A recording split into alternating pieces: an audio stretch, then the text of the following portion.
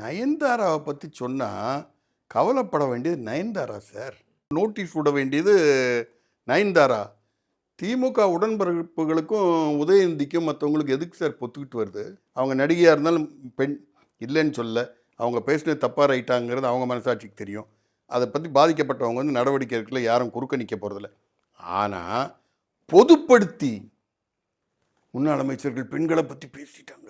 நான் வந்து இதில் சண்முகம் பேசினதுக்கோ இல்லை சீனிவாசன் பேசினதுக்கோ வக்காலத்து வாங்கலை. பாதிக்கப்பட்டிருந்தா பாதிக்கப்பட்டவங்க நடவடிக்கை எடுக்கட்டும், அதில் தப்பே இல்லை. எடப்பாடியார் வந்து சும்மா கடந்து போல, அவருக்கும் எல்லாம் தெரியும். தேர்தல் நேரத்தில் எதையா ஒன்று நான் கேட்குறேன், பொள்ளாச்சிக்கும் சிவி சண்முகத்துக்கு என்ன சார் சம்மந்தம்? பொள்ளாச்சிக்கும் திண்டுக்கல் சீனிவாசனுக்கு என்ன சார் சம்மந்தம்? அங்கே எதுக்கு சார் போய் ரெண்டு பேருடைய படத்தையும் கட்டோட்டையும் வச்சு பொம்பளை ட்ரெஸ் போட்டு விட்றீங்க? சொல்லுங்கள்.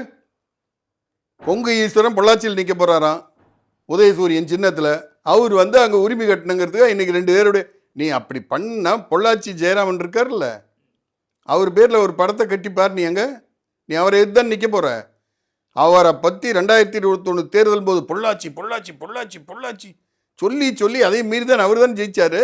அதை விட்டுட்டு இங்கே விழுப்புரத்தில் இருக்கிற சண்முகத்தையும் திண்டுக்கல்ல இருக்கிற சீனிவாசனையும் கொண்டு போய் பொம்மை கட்டி விட்டீங்கன்னா. லாகின் 360 உங்கள் கெரியருக்கு தேவையான அனைத்து ஐடி கோர்ஸும் just 4999.